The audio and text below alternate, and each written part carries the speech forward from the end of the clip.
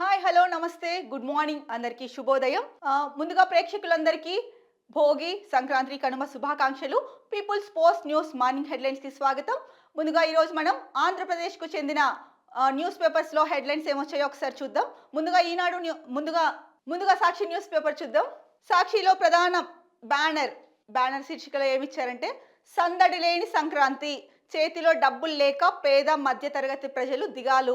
గత ప్రభుత్వం ఇచ్చిన పథకాలన్నీ దూరం, అమ్మ ఒడి లేదు, రైతు భరోసా, మత్స్యకార భరోసా రాదు, విద్యా దీవెన, వసతి దీవెన కనిపించడం లేదు, రోగం వస్తే ఆదుకునే దిక్కు లేదు, ఫ్యామిలీ డాక్టర్ కనుమరుగు, ఇంటికొచ్చే మందులు ఆగిపోయే, తలుపు తట్టి పింఛనిచ్చే వాలంటరీ వ్యవస్థకు మంగళం. పైగా ఈ ప్రభుత్వం ఇస్తానన్న సూపర్ 6 మిస్. ఆదాయం పెరగక ప్రభుత్వం ఆదుకోక జనం సతమతమం. మరోవైపు అటకెక్కిన అభివృద్ధి, గ్రామ సీమలన్నీ కళావిహీనం. స్కూళ్లలో ఆగిపోయిన నాడు నేడు పనులు, ఒక్క పని జరక్క ఉసురోమంటున్న సచివాలయాలు, అన్నదాతలకు చేయూత ఇవ్వలేని దుస్థితిలో ఆర్బీకేలు, అమ్మబోతే అడవి కొనబోతే కొరివన్నట్లుగా మారిన ధరలు. ఊరూరా ఇదే దుస్థితి, అందరి నోట ఇదే మాట. ఇది సాక్షి గ్రౌండ్ రిపోర్ట్ అండి. వాళ్ళు గ్రౌండ్ రిపోర్ట్ చేశారు. నిజంగా సంక్రాంతి పండుగ అంటే అన్ని పెద్ద పండుగల్లో సంక్రాంతి పండుగ ఒకటి. ఎక్కువగా చేసుకునేది సంక్రాంతి, దసరా, మనకి కొత్త సంవత్సరం ఉగాది. సంక్రాంతి 3 రోజుల పండుగ, అది కూడా రైతుల పండుగ అండి. భోగి రోజు అంటే భోగ భాగ్యాలతో రైతులందరూ కలకలలాడుతూ ఉండాల్సిన సమయం ఇది. అందరి ఇళ్ళ ముందర కూడా మీరు గ్రామాలకు వెళ్ళి చూస్తే కనుక ఇళ్ళ ముందర వరి అంటే వడ్లు కానీ ఏ పంట వస్తే అది రాసులు పోసి ఉంటాయండి. అలా ఉండేది ఒకప్పుడు. మరి ఇప్పుడు చూసుకుంటే కనుక సాక్షి గ్రౌండ్ రిపోర్ట్లో ఏవైతే వాళ్ళ గ్రౌండ్ రిపోర్ట్లో వచ్చాయో దాన్ని ప్రధాన శీర్షికలో పెట్టారు. అసలు గత ప్రభుత్వం ఏవైతే పథకాలు చేపట్టిందో వాటన్నిటిని పక్కన పెట్టారు. సరే పక్కన పెట్టారు, కొత్త ప్రభుత్వం వచ్చింది. కొత్త ప్రభుత్వం, కూటమి ప్రభుత్వం ఇచ్చిన సూపర్ 6 అమలు చేస్తోందా అంటే అది కూడా లేదు. పండుగకి ఎంతో కలకలలాడుతూ ఉండాల్సిన రైతులు చేతిలో డబ్బు లేక, ధరలు ఒకవైపు ఏం కొందామన్నా కూడా నిత్యావసర సరుకుల ధరలు పెరిగిపోయి అవి కూడా కొనలేక పండుగ సరిగా చేసుకోలేని దుస్థితి, అంటే ఆనందకరంగా చేసుకోలేని దుస్థితి. ఆడపిల్లలు అల్లుళ్ళు ఇంటికి వస్తారు, వాళ్ళకి చేసి పెట్టాలన్నా కూడా కావాలి కదండి. ఇంట్లో వస్తువులు ఉండాలి, సరుకులు ఉండాలి, చూసుకోవాలి కదా. ఉన్నంతలో మనకి ఎంత ఉందో అంతలో చూసుకోవాలి. కాకపోతే ఏమీ పట్టించుకోలేదు అని చెప్పేసి దీంట్లో ఈ సాక్షి గ్రౌండ్ రిపోర్ట్లో మనకు తెలుస్తోంది.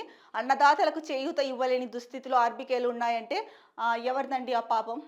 ఇప్పుడున్న కూటమి ప్రభుత్వందే కదా. అదొకటే కాదు, చాలా ఇందాక మాట్లాడుకున్నాం చాలా పాయింట్స్. అదంతా కూడా కూటమి ప్రభుత్వం. మరి ఎందుకు వాళ్ళు ఇంత నిర్లక్ష్యం వహిస్తున్నారు అన్నది కూటమి ప్రభుత్వానికే తెలియాలి.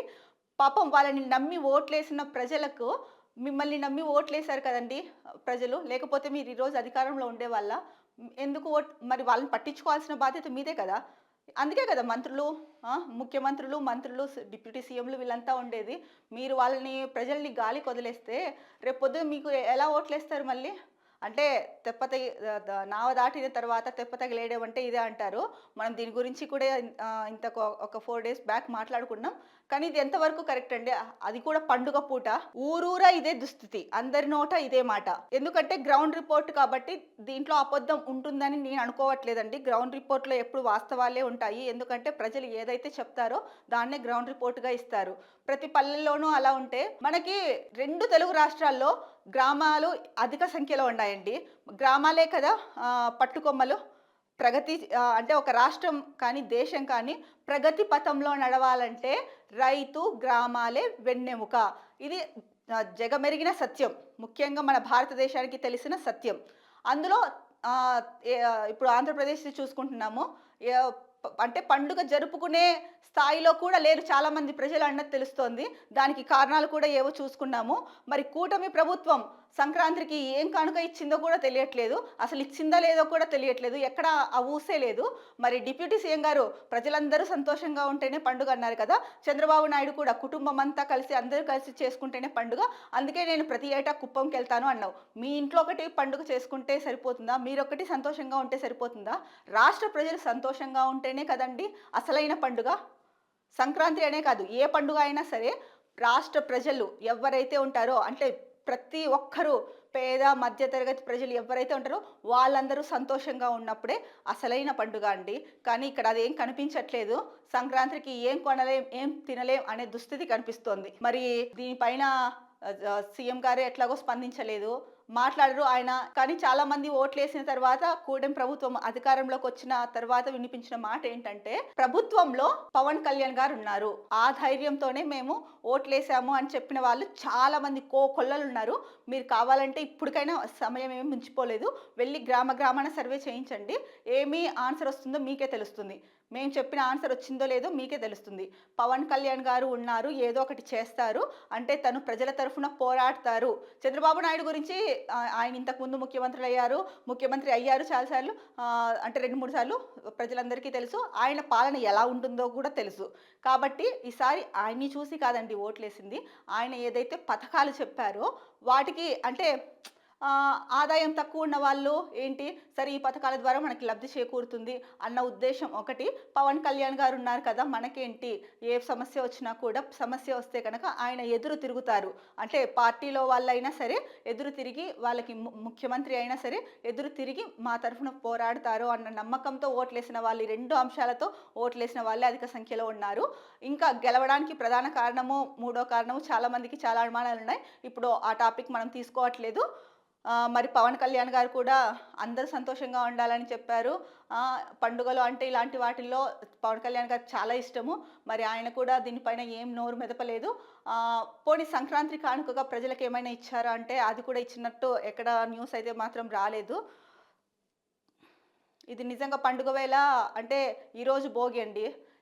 పండుగ పూట ఇలాంటి వాతావరణం ఉంటే పల్లెల్లో, అసలు పండుగ అంటేనే పల్లెలండి. పల్లెల్లో తప్ప మనకి ఎక్కడ కనిపించదు అలాంటి వాతావరణం. అక్కడే పండుగ చేసుకోవట్లేదంటే ఎంత దుర్భరంగా ఉన్నాయో ఆ గ్రామాలు కానీ, ప్రజలు కానీ, అంటే పేద మధ్యతరగతి ప్రజలు ఎంత దుర్భర పరిస్థితిలో ఉన్నారో అర్థం చేసుకోవచ్చు ఈ గ్రౌండ్ రిపోర్ట్ని బట్టి. మరి ఏం స్పందిస్తారో చూడాలి. సీఎం కావచ్చు, డిప్యూటీ సీఎం గారు కావచ్చు. సీఎం అయితే స్పందించరు నాకు తెలిసి. స్పందిస్తే డిప్యూటీ సీఎం స్పందించాలి. ఈ మధ్య చూసుకుంటే న్యూస్లో మన తిరుమల ఘటన అయిపోయిన తర్వాత దాని మీద అప్పటి నుంచి 2 పార్టీల మధ్య కూడా కొంచెం ఏదో బ్రేక్ అవుతోంది అన్నట్టు వార్తలు వస్తున్నాయి. దాంట్లో వాస్తవం ఎంతుందో మనకు తెలియదు. ఇంకొకటి చూసుకుంటే కనుక ప్రధాన బ్యానర్ ఐటమ్, చంద్రబాబు ప్రభుత్వం తీరు అత్యంత దుర్మార్గం. తిరుపతి తొక్కిసలాట ఘటనలో సర్కారు వ్యవహార శైలిపై వైఎస్ జగన్ ఆక్షేపణ. టీటీడీ చరిత్రలో తొక్కిసలాట జరిగి 6గురు చనిపోవడం ఎప్పుడు జరగలేదు. భక్తులు ప్రాణాలు కోల్పోవడం సాధారణ విషయం కాదు. ఈ ఘటనకు ప్రాయశ్చిత్తంగా క్షమాపణలతో సరిపోతుందంటారా? ఏమిటి దారుణం? శ్రీవారి భక్తుల ప్రాణాలకు విలువ ఇదేనా? చట్టం న్యాయం ఏమీ లేవా? ఘటనకు బాధ్యులైన TTD chairman, EO, additional EO, collector, ఎస్పీలపై కఠిన చర్యలు తీసుకోవాలి. కేసులు పెట్టి దేవుని పట్ల మీ భక్తిని చాటుకోవాలి. లేదంటే శ్రీవారి భక్తుల ఆగ్రహానికి గురి కాక తప్పదు. సీఎం, డిప్యూటీ సీఎంలు రాజకీయ ఎత్తుగడలు ఆపేయాలి. సో జగన్ గారు ఏంటంటే ప్రధానంగా ఆరోపించింది, ఇప్పుడు అంటే తిరుమల తొక్కిసలాట ఘటన అనేది నిజంగా చాలా దురదృష్టకర ఘటన, తీవ్ర విషాదం. అసలు హృదయాలు ద్రవింపజేసేలా చేసింది ఆ ఘటన మనుషులందరినీ. కాకపోతే వీళ్ళు ఆ తర్వాత రోజు వెళ్ళి పరామర్శించడాలు అవి ఇవి చేశారు. ఇప్పుడు తీవ్ర విషాదంలో ఉన్న కుటుంబాలని పరామర్శించి వచ్చి రావాలి, వాళ్ళకి అండగా ఉంటాము, మీకు చేయూతనిస్తామని చెప్పాలి. కొన్ని చెప్పారు, నష్టపరిహారం అందిస్తామన్నారు. అక్కడ కూడా శివరాజకీయాలు మొదలుపెట్టారు. ఎవరు? కూటమి ప్రభుత్వం. పవన్ కళ్యాణ్ని మాట్లాడనీయకుండా చేశారు. పవన్ కళ్యాణ్ ఏదైనా చెప్తే టీటీడీ చైర్మన్ ఎవరైతే బిఆర్ నాయుడు ఉన్నారో, ఎవరో చెప్తే నేను క్షమాపణలు చెప్పాలా, చనిపోతే అంటే క్షమాపణలు చెప్తే చనిపోయిన వాళ్ళు తిరిగి వస్తారా అంటూ ఎద్దేవా చేశారు. ఏమైనా మానవత్వం ఉందా బిఆర్ నాయుడికి? అలాంటి వారికి టీటీడీ చైర్మన్గా కొనసాగే అర్హత అస్సలే లేదు. సీఎంకి ఏ మాత్రం కనుక విచక్షణ ఉండింటే కనుక వెంటనే అప్పటికి అప్పుడే అతన్ని ఆ పదవి నుంచి తొలగించేవాళ్ళు. ఏమండి, పార్టీ కోసం కృషి చేసిన వాళ్ళు ఎంతమంది ఉన్నారు? సీఎం గారు 25 ఏళ్ల నుంచి పార్టీ కోసం కృషి చేసి మీ వెంటే తిరుగుతూ పార్టీని ప్రధానం అనుకుని తిరిగిన వాళ్ళు ఎంతో మంది ఉన్నారు. అలాంటి వాళ్ళకి ఇవ్వచ్చు కదండి ఇలాంటి పదవి. ఎవరైతే ఆధ్యాత్మిక భావం కలిగి సేవ చేయాలి, దేవుడికి సేవ చేయాలి, భక్తులకు ఎటువంటి లోటు రాకూడదు అనుకున్న వాళ్ళు చాలామంది ఉన్నారు సీనియర్లు. అలాంటి వాళ్ళకి ఇవ్వచ్చు. కానీ మీరు అలాంటి వాళ్ళందరినీ పక్కన పెట్టి మీకు ఫేవర్ చేశారని చెప్పేసి బిఆర్ నాయుడు గారికి ఇచ్చారు. సరే ఇచ్చారు, ఆయన ఏమన్నా కానీ దృష్టి పెట్టారా? పెట్టలేదు. అంటే ఎలా జరుగుతోంది, ఏం జరుగుతోంది అనేసి. వైకుంఠ ఏకాదశి అందరికీ తెలిసిందే, ఎవ్రీ ఇయర్ జరిగేదే. ఆ విషయంలోనే మీరు ఫస్ట్ మీ ప్రభుత్వం వచ్చింది, ఘోరం జరిగిపోయింది. అందులో కూడా తిరుమల తిరుపతి దేవస్థానంకి సంబంధించి ఎప్పుడూ జరగని ఘోర ఘటన జరిగింది. కానీ మీరేం చర్యలు తీసుకుంటున్నారు? అక్కడ మీ వాళ్ళు ఉన్నారు కొంతమంది, సీఎం గారు, అది అందరికీ తెలిసిన విషయమే. వాళ్ళని కాపాడుకోవడం కోసము మిగతా వాళ్ళని వాళ్ళ పైన నెట్టేసి నెపము చేతులు దులుపుకుంటున్నారు. ఇదేనా మీరు చేయాల్సింది? వాళ్ళకి అంటే మేము వెళ్ళి పరామర్శించాము, పరిహారం అందించాము, వాళ్ళకి ఉద్యోగాలు ఇస్తామని చెప్పాము, ఇంకా కొంతమందిని సస్పెండ్ చేశాము అనుకుంటే అయిపోయిందా? మీ ముందరే కదండి ఈఓ గారు, చైర్మన్ గారు గొడవ పడ్డారు. అప్పుడు కూడా మీరు ఏం యాక్షన్ తీసుకోవాలనిపించలేదు మీకు? తిరుమల లడ్డు కలుషితమైంది అని చెప్పేసి అది నిజమో కాదో ఇప్పటికీ తెలియదు. మీరు కూడా దాన్ని వదిలేశారు. ఎందుకంటే మీరు కూడా వదిలేశారంటే అది అప్పుడే చాలామందికి అనుమానం వచ్చింది, మీరు క్రియేట్ చేసినదే డైవర్స్ పాలిటిక్స్ అనేసి. ఇప్పుడు అది ఇంకా తేటతెల్లం అయిపోయిందనమాట మీరు వదిలేసిన తర్వాత. ఓకే, అది ఒక అబద్ధపు రిపోర్టు మీరు సృష్టించారు అనేసి అనుకుంటున్నారు జనాలు. ఇది నా ఒపీనియన్ కాదు, మీరు ఒకసారి బయటకు వెళ్తే తెలుస్తుంది మీకు కూడా, మీ మనసుకు కూడా తెలుసు ఇప్పటికే. ఎందుకంటే మీ కార్యకర్తలు కానీ, మంత్రులు కానీ, ఎమ్మెల్యేలు కానీ, వీళ్ళందరి ద్వారా మీకు ఫీడ్బ్యాక్ వచ్చే ఉంటుంది. అప్పుడు చూపించిన ఉత్సాహము ఇప్పుడు ఎందుకు చూపించలేదు? అది శ్రీవారికి సంబంధించి నైవేద్యంగా పెట్టే లడ్డు, పరమ పవిత్రమైన లడ్డు. అలాంటి దాంట్లో జంతువుల కొవ్వు కలవడం అనేది అసలు సహించరాని నేరము. ఆ తప్పు జరిగిపోయింది, అంటే జరిగిపోయిందని చెప్పారు కాబట్టి జరిగిపోయిందని నేను కూడా అంటున్నాను. జరిగిందా జరగలేదా ఆ వెంకటేశ్వర స్వామికే తెలియాలి, మీకు తెలియాలి మీరు రాజకీయాల కోసం చేశారా లేదా అన్నది. సరే, దానికి దీనికి ఏంటి లింకు? అదేమో లడ్డు శ్రీవారికి సమర్పించేది, ఇక్కడ జరిగినదేమో ప్రమాదవశాత్తు జరిగిండేది అనేసి మీరు అనొచ్చు. అంటే మీ అతి తెలివి ఉపయోగించి మీరు అనొచ్చు, అది శ్రీవారికి సంబంధించిందే, ఇది శ్రీవారికి సంబంధించిందే. ఎందుకంటే వైకుంఠ ఏకాదశి రోజు స్వామివారిని చూడాలనేసి భక్తులు వస్తారు. మరి ఇది దేవుడికి సంబంధించిన అంశమే కదండి. ప్రజలు అంత భక్తి శ్రద్ధలతో దేవుడిని దర్శించుకోవాలని దేశం నలుమూల నుంచి వస్తున్నారు. వైకుంఠ ఏకాదశి రోజు దర్శించుకోవాలని చెప్పేసి మీరు స్పెషల్ అంటే వైకుంఠ ఏకాదశి టికెట్లు పెట్టారు అంటే దాని ఉద్దేశం ఏంటి? భక్తులు అధిక సంఖ్యలో వస్తారనే కదా. సో వస్తారని ఎక్స్పెక్ట్ చేశారు, కానీ అక్కడ సరైన ఏర్పాట్లు చేయలేదు, కోఆర్డినేషన్ లేదు, కమ్యూనికేషన్ లేదు. కళ్ళకు కట్టినట్లు అక్కడ నిర్లక్ష్యం, వైఫల్యం కనిపించింది. దానివల్ల 6 కుటుంబాలు విషాదంలో మునిగిపోయాయి. వారి ఇంట్లో వాళ్ళు జీవితకాలం ఆ బాధను అనుభవిస్తూనే ఉంటారు. కానీ మీరు ఆ తర్వాత ఏమైనా చర్యలు తీసుకున్నారా అంటే ఆ రోజు ప్రెస్ మీట్ పెట్టి చెప్పారు, ఇంకంతే. ఏ చర్యలు తీసుకుంటున్నారు? అంత పెద్ద మాట మాట్లాడారే ఎవరు? చైర్మన్ పదవిలో ఉండి. అలాంటి వారికి కొనసాగే హక్కు ఉందా? మీకు ఫేవర్ చేశారన్న విషయాన్ని పక్కన పెట్టి ఒక్క మనిషిగా ఆలోచించండి. ఉందా అలాంటి వాళ్ళకి చైర్మన్గా సాగే హక్కు? లేదు. కానీ మీరు మాత్రం ఏం చేస్తున్నారు? నా వాళ్ళు ఒకటి, వాళ్ళు తప్పు చేసినా సరే నేను చంకలోనే కూర్చోబెట్టుకుంటా. సో ఆ నెపం ఎవరో ఒకరి మీద నెట్టేసి వాళ్ళని పంపించేద్దాం. ఇది మీ తీరు అందరికీ తెలిసిందే. దీనిపైనే మాజీ సీఎం చాలా తీవ్ర ఆగ్రహాన్ని వ్యక్తం చేస్తూ ఈ మాటలన్నీ మాట్లాడారు. ఇంకొకటి చూసుకుంటే తిరుమలలో లక్ష్మణ లీలలు. తానే అదనపు ఈవోగా చెలరేగిపోతున్న లోకేష్ బంటూ ఏ అధికారం లేకపోయినా టీటీడీలో పెత్తనం. కొద్ది నెలలుగా అదనపు ఈవో కార్యాలయంలోనే తిష్ట వేశారు. దాతలిచ్చే విలువైన కానుకలపై లక్ష్మణ్ ప్రత్యేక దృష్టి. పరకామణి, పోటు, విరాళాలు, టీటీడీ ఈ ఫైల్స్, టీటీడీ టెండర్లపైన పర్యవేక్షణ. ప్రతి ముఖ్య సమావేశంలోనూ పెద్దపీట. అదనపు ఈవో ఆఫీస్లోనే అపవిత్ర పనులు చేస్తున్నట్లు సిబ్బంది ఆరోపణ. చండాలమండి. గోవిందా తండ్రి మీరే కాపాడాలి. ఇలాంటి వాళ్ళకి మీరే బుద్ధి చెప్పాలి స్వామి. ఇది పరమ పవిత్ర పుణ్యక్షేత్రం అండి. ప్రపంచవ్యాప్తంగా, మన ఒక్క భారతదేశ వ్యాప్తంగానే కాదు, ప్రపంచవ్యాప్తంగా ప్రసిద్ధి కాంచిన క్షేత్రం ఏదైనా ఉంది అంటే తిరుమల తిరుపతి దేవస్థానము. అందుకే ప్రపంచ దేశాల్లో ఎక్కడ శ్రీనివాస కళ్యాణం జరగాలన్నా కూడా ఇక్కడ టీటీడీ నుంచే పంతుల్ని, వేద పండితుల్ని కానీ, పంతులని కానీ, విగ్రహాలని కానీ తయారు చేయించి పంతుల్ని తీసుకెళ్ళి అక్కడ కళ్యాణం జరిపిస్తారు. అలాంటి దాంట్లో కూడా మీరు ఏంటి ఇలాంటి వాళ్ళని తీసుకెళ్ళి పెడతారా? సీఎం గారు, డిప్యూటీ సీఎం గారు, మీరు సనాతన ధర్మకర్త, సనాతన స్వామీజీ కదా, మరి మీరెందుకు నోరు మెదపడం లేదు? మీ వరకు ఈ విషయాలు వచ్చాయా రాలేదా? మీకు వీటిపైన దృష్టి సారించే ఇది లేదా? ఇలాంటివా మీరు చేస్తున్నది? ఎందుకు మనకున్న సంపదని కాపాడుకోవాల్సింది పోయి మనకున్న సంస్కృతి, మన సాంప్రదాయాలు ఎలాంటివో అందరికీ తెలుసు. అందులో ఒకటి తిరుమల పవిత్ర దేవస్థానము. దీంట్లో కూడా ఇలాంటి వాళ్ళని పెట్టేసి, అంటే వాళ్ళకి ఏ పోస్టు లేదు అక్కడ, మీ మనుషులు అని చెప్పుకొని తిరుగుతూ స్వామివారి దానిపైన కూడా అంటే స్వామివారికి వచ్చే విరాళాల పైన కూడా కన్నేశారు అంటే ఇది ఎంత దురదృష్టకర ఘటన. అసలు అంటే కలియుగం అన్నారు, ఇది కలియుగంలోనే ఉన్నాం కదా మనము. ఆ కలియుగంలో ఇలాంటివి జరుగుతాయే అని చెప్పేసి బ్రహ్మంగారు ఎప్పుడో చెప్పారు. అదే ఇప్పుడు జరుగుతోందా?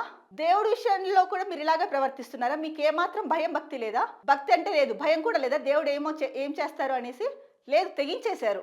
మీరు దీనిపైన అంటే భక్తుల ఆగ్రహానికి గురవ్వక ముందే, ఇప్పటికే గురయ్యారు, ఇంకా అది పెరగక ముందే మీరు తిరుమల తిరుపతి దేవస్థానంలో ఉన్న ఏదైతే పాలక మండలి కానీ లేకపోతే ఆ టీం ఏదైతే ఉందో దాన్ని ప్రక్షాళన చేయాల్సిన అవసరం ఉంది.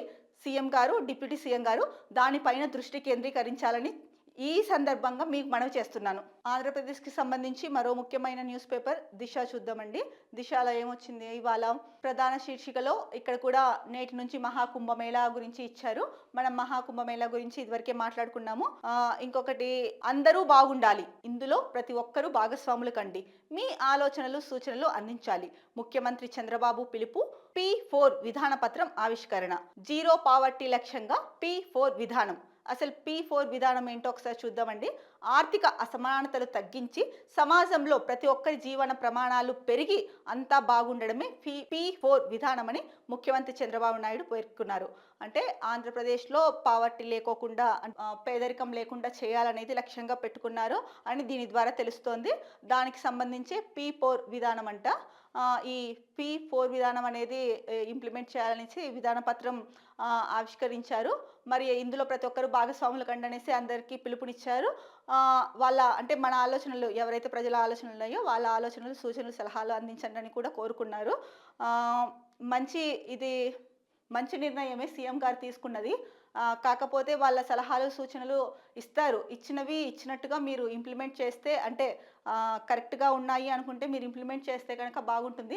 అప్పుడే జీరో పావర్టీ సాధ్యమవుతుంది. జీరో పావర్టీ చేయడం అనేది అంత సులభమైన పని అయితే కాదు, ముఖ్యంగా ఆంధ్రప్రదేశ్లో. ఎందుకంటే ఆంధ్రప్రదేశ్ అభివృద్ధి చెందడానికి సరైన రాజధాని లేదు, నిధులు సరిగా లేవు. కేంద్ర ప్రభుత్వం నుంచి మీరు నిధులు తెప్పించుకోవాలి, అక్కడ ఉద్యోగాల సృష్టి కల్పించాలి, ఇవన్నీ చేయాలి. ఇవన్నీ చేస్తేనే కదా జీరో పావర్టీ దిశగా వెళ్తాము. కానీ అయినప్పటికీ మీరు జీరో పావర్టీగా చేయాలి రాష్ట్రాన్ని అని అనుకోవడము చాలా హర్షించదగ్గ విషయము. దీంట్లో ఎవరైతే సలహాలు సూచనలు ఇవ్వమని మీరు కోరుతున్నారో వాళ్ళ సూచనలను కూడా మీరు ఆచరణలో పెట్టాలనేసి చెప్తున్నాము. ఇంకొకటి, ఊరిని జీరో పావర్టీ చేయడమే లక్ష్యం అని చెప్పేసి ఏదో ఒక పత్రాన్ని విడుదల చేశామని నామకే వాస్తేలాగా కాకుండా సీరియస్గా దానిపైన ఫోకస్ పెట్టి మంత్రులతో కానీ ఎమ్మెల్యేలతో కానీ అంటే ఏ నియోజకవర్గంలో ఎమ్మెల్యేలు ఉంటారో ఆయా నియోజకవర్గ ఎమ్మెల్యేలకు ఆ బాధ్యతలు అప్పగించి వాళ్ళతో పని చేయించాలి. అప్పుడే మీరు అనుకున్నది ఏదైతే ఉందో అంటే జీరో పావర్టీ చేయాలనేసి అటువైపు కొంచెం వెళ్ళగలుగుతాము. దానికన్నా ముందు మీరు ఏవైతే ప్రజల ఆర్థిక వృద్ధి వాళ్ళ సంక్షేమం పెరగడానికి మీరైతే ఏవైతే హామీలు ఇచ్చారో ఆ హామీలన్నీ కూడా నెరవేర్చండి.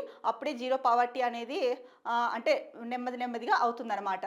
అలా కాకుండా ఒకేసారిగా జీరో పావర్టీ చేయాలి, అందరూ బాగుండాలి అంటే కనుక అది కొంచెం అంటే జీరో పావర్టీ అనేది అంత త్వరగా సింపుల్గా అయిపోయే విషయం కాదు, మీ అందరికీ కూడా తెలిసినదే. సో అందరూ బాగుండాలని కోరుకుంటున్నారు, ఇది చాలా మంచి విషయమే. కానీ జీరో పావర్టీ అనేది అంత సులువు కాదు. సరైన నిర్ణయం తీసుకొని ఆచితూచి అందరి అభిప్రాయాలు అడిగారు, అడిగినవి కూడా మీరు నెరవేరుస్తూ ముందుకెళ్ళాలని.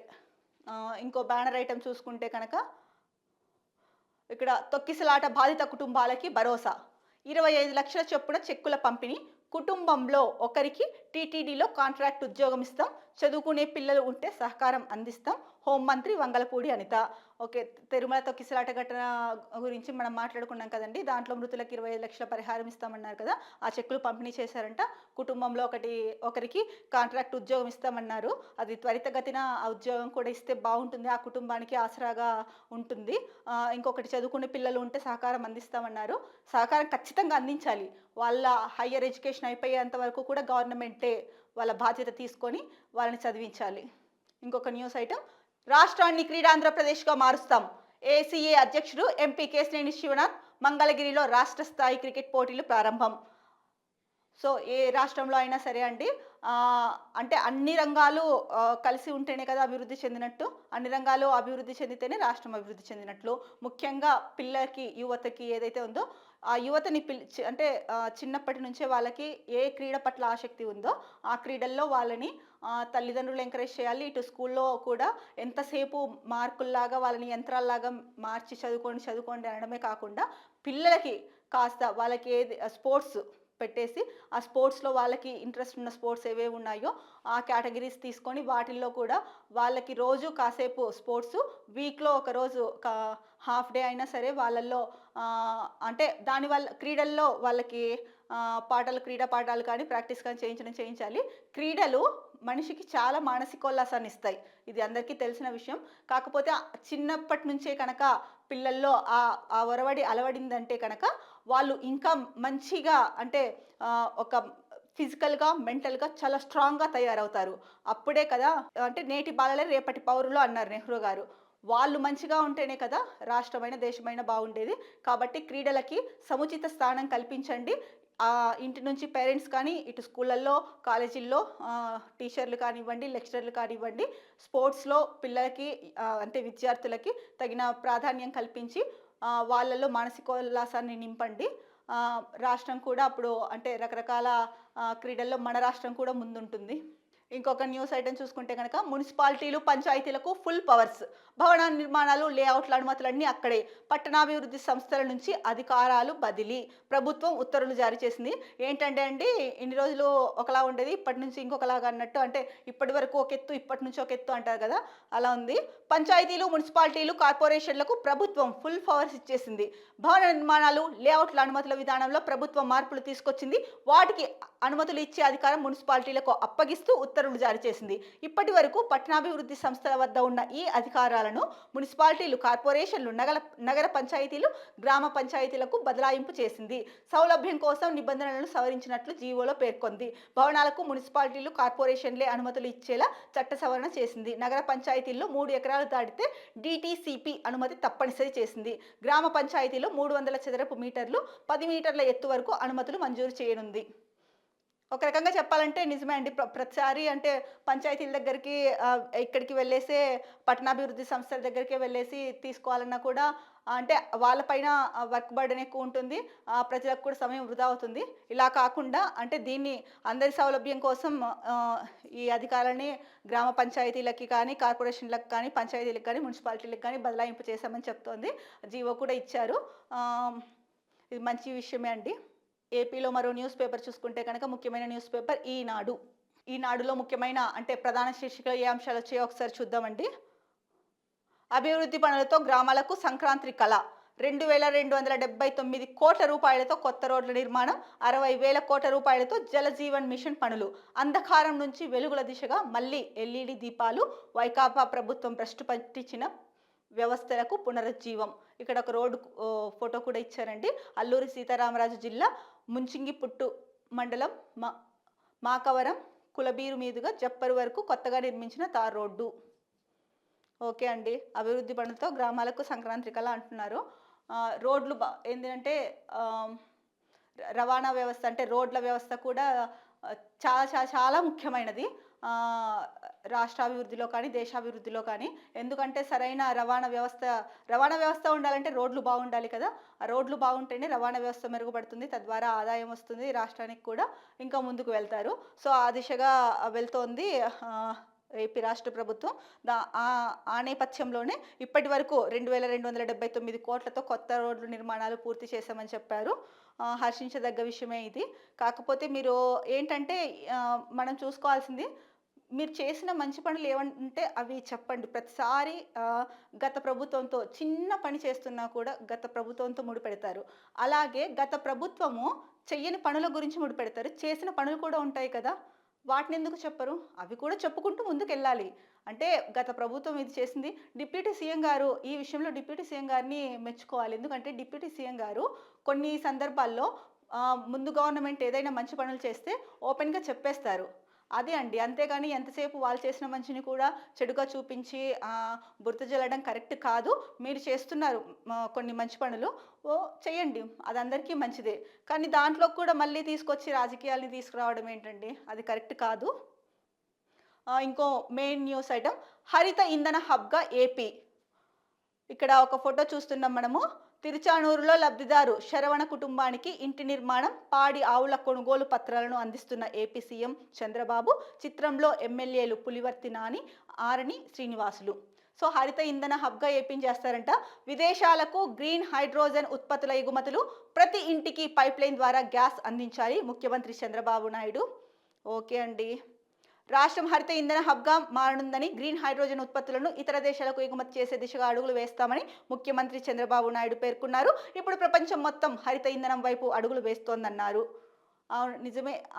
ప్రపంచం అంతా కూడా ఇప్పుడు ఏంటంటే గ్రీన్ ఎనర్జీ, హరిత ఇంధనం వైపే అడుగులు వేస్తోంది. ఈ నేపథ్యంలోనే ఏపీని కూడా హరిత ఇంధన హబ్గా చేయాలనేసి సీఎం సంకల్పించారు. ఓకే. ఇంకొక న్యూస్ చూసుకుంటే కనుక ఊపందుకోనున్న టిడ్కో ఇళ్ల నిర్మాణం, గుత్తేదారులతో ప్రభుత్వ సంప్రదింపులు, పెండింగ్ బిల్లుల్లో 460 కోట్ల రూపాయల చెల్లింపునకు చర్యలు. మంచిదే ఇది కూడా. త్వరగా ఆ చెల్లింపులు ఏదో పెండింగ్లో ఉండేటివి చెల్లించేసి టిడ్కో ఇళ్ల నిర్మాణం ఏదైతే ఇంకా ఆగిపోయి ఉన్నాయో వాటిని మళ్ళీ స్టార్ట్ చేయబోతున్నారు. ఇది మంచిదే అండి. ఎందుకంటే ఎవరికైతే ఇల్లులు లేవో, అంటే అర్హత కలిగి ఇల్లు పొందలేని వాళ్ళు ఉన్నారో వాళ్ళకి ఇది ఉపయోగపడుతుంది. ఇక ఆంధ్రప్రదేశ్కి సంబంధించి మరో న్యూస్ పేపర్ చూసుకుంటే ఆంధ్రజ్యోతిలో ప్రధాన శీర్షికలో ఏం వార్త వచ్చిందో ఒక్కసారి మనం చూద్దాము. సో ఇక్కడ కూడా green and clean Swachh energy హబ్గా రాష్ట్రాన్ని తీర్చిదిద్దామని చెప్పేసి ఆంధ్రజ్యోతిలో కూడా ప్రధాన శీర్షిక ఇచ్చారు. ఇందాకని మనం ఈనాడులో మాట్లాడుకున్నాము. ఇంకొకటి, జే ట్యాక్స్ పోయిందిగా, మరింత దిగొస్తున్న మద్యం ధరలు, తగ్గింపునకు కంపెనీల క్యూ. ఇప్పటికే 10 బ్రాండ్ల ధరల తగ్గింపు, మరో 6 కంపెనీల దరఖాస్తు. క్వార్టర్పై 20 రూపాయల నుంచి 80 రూపాయలు తగ్గుదర. గత 5 ఏళ్లు ఇవే బ్రాండ్లపై దోపిడీ. అదనపు రేట్ల మొత్తం తాడేపల్లికి. కూటమి ప్రభుత్వంలో కమిషన్లు బంద్.